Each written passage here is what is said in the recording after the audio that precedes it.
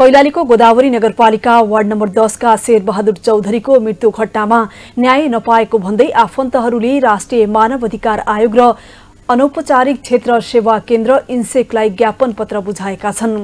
पीडित आफन्तहरूले घटनाको सूक्ष्म अनुसन्धान नभएको र परिवारको बयानलाई मिसिलमा समावेश नगरेको दावी गरेका छन्।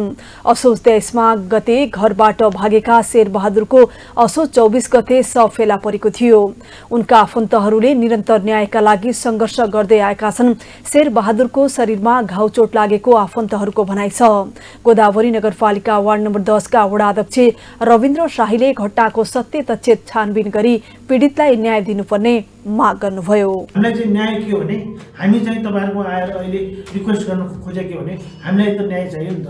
मेरो मान्छेलाई मेरो वडाको मान्छेलाई कोले मारेको त्यो कुरा त पत्ता लगाउनु परेको इन्भेस्टिगेसनमा पुलिसको इन्भेस्टिगेसनमा लक्की मल्ल के रे विकास मल्लले मारे हैन देखाउँदैछ। उनीहरुलाई समातेपछि हाम्रो मान्छे मर्यो भन्दैछ।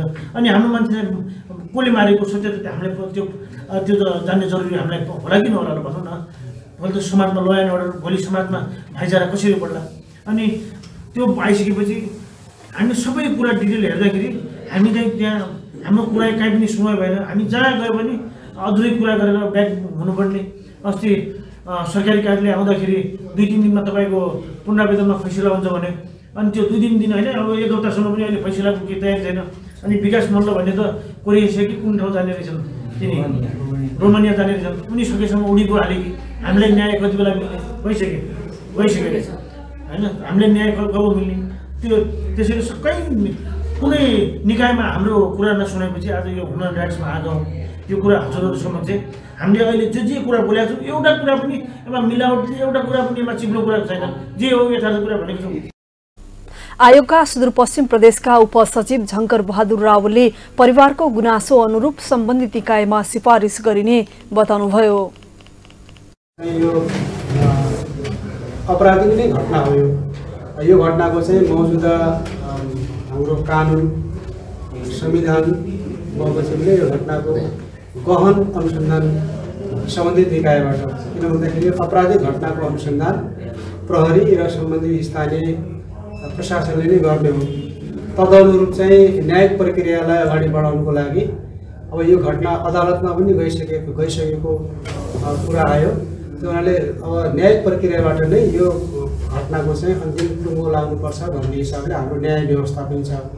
र जिल्ला अदालतबाट भएको जो थुन्चेको आदेश छ त्यो थुन्चेको आदेशमा चाहिँ हाम्रो चित्त नबुझ्ने पक्षले चाहिँ हाइकोर्टमा जान सक्ने र हाइकोर्टबाट पनि सर्वोच्चमा जान सक्ने एउटा कानुनी प्रावधान पनि छ। त्यसतर्फ पनि यहाँहरूले चाहिँ त्यो प्रक्रियातर्फ पनि यहाँहरू जानु हुनेछ भन्ने कुरा पनि आयो। त्यसमा के कसरी पीडितलाई न्याय दिन सकिन्छ, न्यायिक प्रक्रियाबाट अदालती प्रक्रियाबाट एउटा त्यो पाठ छ। हजुरहरू राष्ट्रिय मानव अधिकार आयोगले एउटा भरोसा विश्वास गरेर आउनु भएको छ। राष्ट्रिय मानव अधिकार आयोगको आफ्नो क्षेत्राधिकार हामीले जति काम कर्तव्य संविधान र कानुनले दिएको छ त्यो भने के भन्दाखेरिमा कानुनको गहन प्रक्रियाहरूमा जस्तो सम्बन्धित निकायले जाहेरी सुन्दिएन, जाहेरीको चाहिँ गहन रूपमा चाहिँ सुनाइ गर्दिएन, प्रक्रियामा लग्दिएन भनेपछि यो अब के अरे ज्ञापन पत्रमा पनि इलाका प्रहरी कार्यालयले चाहिँ जाहेरी दर्तामा चाहिँ ढिलासुस्ती गरिदियो। अनि हाम्रो पीडित पक्षको पनि भनाइ समेटिदिएन भन्ने कुराहरू आएको छ। त्यो विषयमा पनि हाम्रो ध्यान आकर्षण भएको छ।